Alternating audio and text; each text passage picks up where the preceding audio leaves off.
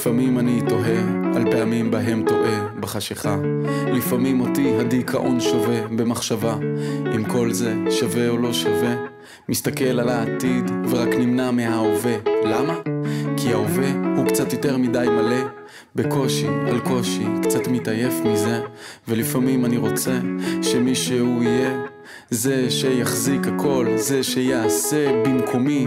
הכתפיים כבר דפוסות, הידיים עמוסות, הוואטסאפ מתמלא פיסות של אחריות של האנשים שאני צריך לענות. ואיך בכלל מצליח את כל זה לעשות, אני לא יודע, אבל מרגיש את השחיקה. הבלמים שלי חורקים והגיר שלי נתקע. הגוף הזה בליסינג רק ל-90 שנה, ולא נותנים לי לשדרג, אז ממשיך בנסיעה.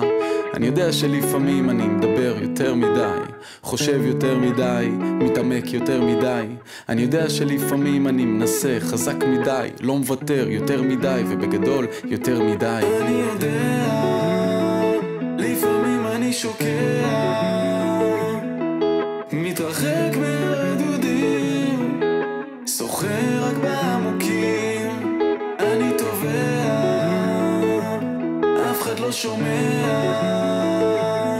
שיזרקו לי מצופים, סוחר רק בעמוקים. כל מה שביקשתי זה הכל, כי לפעמים הרגשתי שאין לי פה כלום. הרגשתי חולה, לא יכול לעשות שום דבר שאני רוצה.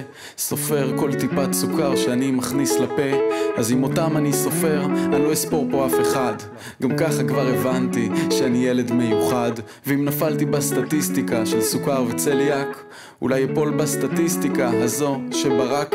נופלים אנשים שעלו, נתפסים ברשת אנשים שהשתחררו, נשבר כדי לקום מחדש. הם עוד יראו שזה הופך את הסיפור שלי למשהו שנותן כוח למי שקצת חסר, למי שקצת ויתר, למי שהחליט שהוא לא יכול יותר.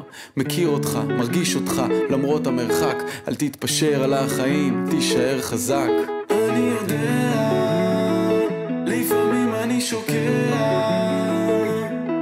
מתרחק מהרדודים, סוחר רק בעמוקים.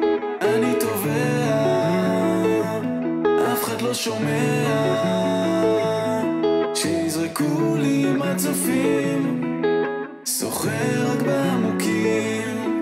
אני יודע, לפעמים אני שוקע, מתרחק מהרדודים, סוחר רק בעמוקים. אני תובע, אף אחד לא שומע, שיזרקו לי מצופים, סוחר רק בעמוקים.